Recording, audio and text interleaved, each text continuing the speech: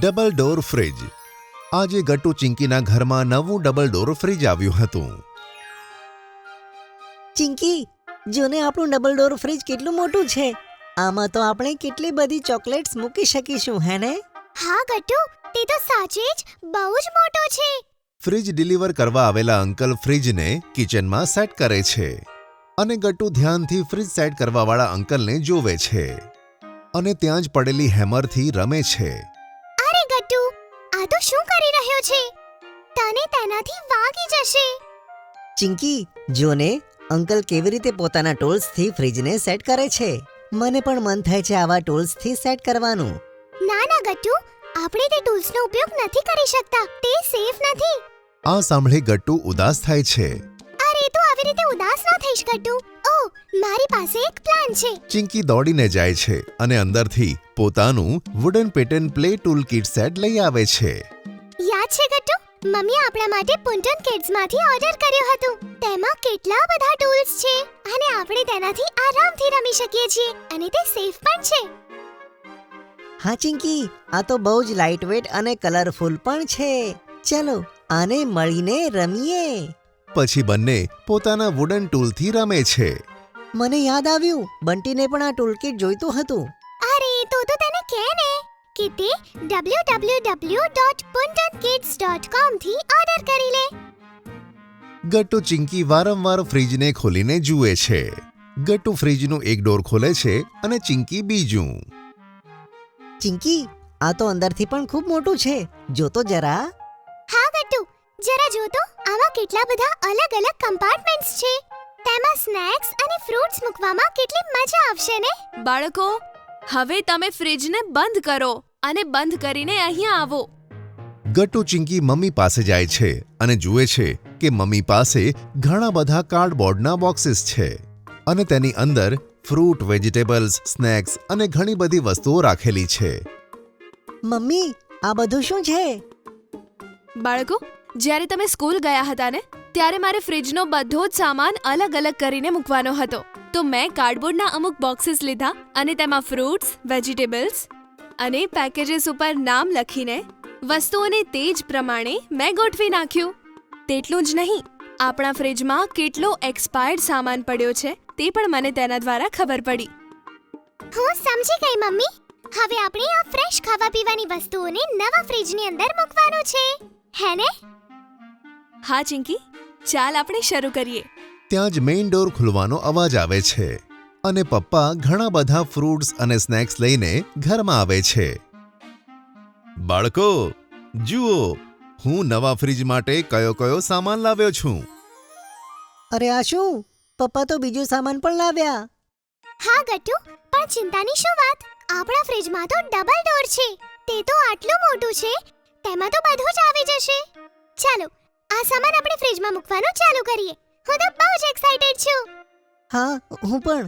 પછી બધા મળીને ફ્રિજમાં સામાન મૂકવા લાગે છે. ત્યાં જ ચિંકીની નજર પડે છે કે પપ્પા હોમમેડ આઈસ્ક્રીમ મિક્સનો સામાન લાવ્યા છે. અરે પપ્પા, આ શું? આની અંદર આઈસ્ક્રીમ છે, પણ આ તો ઠંડી છે જ નહીં. ના ના ચિંકી, આ તો આઈસ્ક્રીમ મિક્સ છે, એ પણ તારો ફેવરેટ ચોકલેટ ફ્લેવર. એટલે કે આ બોક્સમાં એવા ઇન્ગ્રેડિયન્ટ્સ છે જેથી આપણે ઘરમાં જ ટેસ્ટી આઈસ્ક્રીમ બનાવી શકીએ, એ પણ ઓછી મહેનતે. મેં વિચાર્યું કે નવું ફ્રિજ આવવાની ખુશીમાં કેમ નહીં આઈસ્ક્રીમ બનાવીએ અને ખાઈએ. અરે વાહ પપ્પા, તો આની મદદથી જ આપણે ઘરે આઈસ્ક્રીમ બનાવી શકીએ. આ તો બહુ જ ઇન્ટરેસ્ટિંગ છે. મમ્મી, ચાલો ને પહેલા આઈસ્ક્રીમ બનાવીને ફ્રિજમાં મૂકી દઈએ. એટલે જ્યાં સુધી આપણે કામ પતાઈએ ત્યાં સુધી આઈસ્ક્રીમ ઠંડી ઠંડી થઈ જાય. ઓકે, મારી પાસે એક આઈડિયા છે. કેમ નહીં હું ને ગટ્ટુ ફ્રિજને ઓર્ગેનાઇઝ કરીએ? ત્યાં સુધી ચિંકી અને મમ્મી મળીને આઈસ્ક્રીમ બનાવીને ફ્રિજમાં મૂકી દે. તેથી આપણું કામ પણ જલ્દી પતી જશે. હા, તે બહુ જ સારો આઈડિયા છે પપ્પા. આપણે તે જ કરીએ. પછી બધા પોતપોતાના કામમાં લાગી જાય છે. ગટ્ટુ, આ લે, મેં આ પાણીની બોટલ ભરી છે, તેમને ફ્રિજમાં આ શેલ્ફમાં મૂકી દે. ઓકે પપ્પા. પપ્પા, આ ફ્રૂટ્સનું શું કરવાનું છે? અને સૌથી નીચે રાખવાના. તારી અને ચિંકીની ચોકલેટ્સ ઉપર ફ્રીઝરમાં મૂકી દે. હા, ઓકે પપ્પા. પેલી બાજુ મમ્મી આઈસ્ક્રીમ રેડી કરતા કહે છે, અને ચોકલેટ્સને મૂકતી વખતે જાતે ના ખાઈ લેતો ગટ્ટુ. હા મમ્મી ઠીક છે, હું નથી ખાવાનો. ચિંકી જો, હવે આપણે આ મિલ્કમાં આઈસ્ક્રીમ મિક્સ નાખીશું અને તેને બોઇલ કરીશું. ત્યાર પછી તે થોડું ઠંડુ થાય ત્યારબાદ તેને આપણે ફ્રીઝરમાં મૂકી દઈશું અને આપણી ટેસ્ટી આઈસ્ક્રીમ રેડી થઈ જશે. વાવ મમ્મી, આ તો બહુ જ ઈઝી હતું. થોડી જ વારમાં બધા બિઝી થઈ જાય છે અને તરત જ ફ્રીજમાં બધો સામાન સેટ થઈ જાય છે. પપ્પા અને ગટ્ટુ મળીને ફ્રીજમાં બધો સામાન એરેન્જ કરે છે. પેલી બાજુ ચિંકી અને મમ્મી મળીને આઈસ્ક્રીમને ફ્રીજમાં ઠંડો થવા મૂકી દે છે. અરે વાહ, બધું કામ તો ફટાફટ પતી ગયું. ના મમ્મી, હજુ એક કમી છે. તે શું ગટ્ટુ? હમણાં બતાવું છું મમ્મી. ગટ્ટુ દોડીને રૂમમાં જાય છે અને ત્યાંથી થોડા સ્ટીકર્સ લઈને આવે છે. અરે ગટ્ટુ, આ તો તે જ સ્ટીકર્સ છે ને જે આપણને ફ્રીમાં મળ્યા હતા આપણી સ્ક્રેપ બુક સાથે.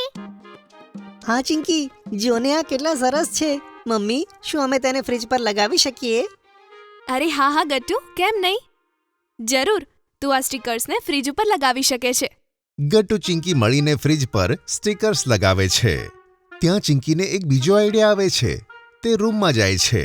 તે એક પેપર ક્લિપ અને કલર પેપર લઈને કિચનમાં આવે છે. ચિંકી, તું આનું શું કરીશ? ગટ્ટુ, હું આ પેપર પર એક સરસ મજાનો કોટ લખીશ અને તેને આ કાર્ટૂન વાળી પેપર ક્લિપની સાથે ફ્રીજ ઉપર લગાવી દઈશ. તેના પછી ફ્રીજ હજુ સરસ દેખાશે. Good idea Chinki. પણ તું પેપર પર કયો કોટ લખીશ? તે તો હમણાં જ ખબર પડી જશે પપ્પા, બસ 2 જ મિનિટ. પછી બધા ચિંકીને લખતા જુએ છે. ચિંકી તે પેપર પર સરસ હેન્ડરાઇટિંગમાં લખે છે, meals and memories are made here. Wow Chinki, આ તો ખરેખર ખૂબ જ સરસ લખ્યું છે. હા ચિંકી, હવે તું તેને ફ્રીજ પર મૂકી દે. ચિંકી પેપર ક્લિપની મદદથી કોટને લગાવે છે. પહેલા તો આપણું ફ્રીજ એટલું સારું દેખાતું ન હતું, પણ તમારી ક્રિએટિવિટીને કારણે આ ફ્રીજ ખરેખર એકદમ સરસ દેખાવા લાગ્યું. કમાલ છે. એકદમ સાચું કહ્યું તમે. આપણા ગટ્ટુ ચિંકી છે જ એટલા ઇન્ટેલિજન્ટ. બધા લિવિંગ રૂમમાં બેસે છે અને ટીવી જોતા જોતા પોતાનો થાક ઉતારે છે. અને થોડી વારમાં આઈસ્ક્રીમ પણ ઠંડી ઠંડી થઈને રેડી થાય છે. ચાલો હવે બધા, આઈસ્ક્રીમ રેડી છે. હવે બધા મળીને આઈસ્ક્રીમ ખાઈશું. વાહ મમ્મી, આટલું બધું કામ કર્યા પછી આટલી ટેસ્ટી આઈસ્ક્રીમ ખાવાની ખૂબ જ મજા આવે છે. હા મમ્મી, અને સાચે આ આઈસ્ક્રીમ પણ કેટલી ટેસ્ટી બની છે. કંઈ પણ કહો, સાથે મળીને કામ કરવાથી કામ જલ્દી પણ પતે છે અને મજા પણ આવે છે. હા, તે તો સાચું જ કહ્યું તમે. અને પછી બધા આઈસ્ક્રીમની મજા માણે છે.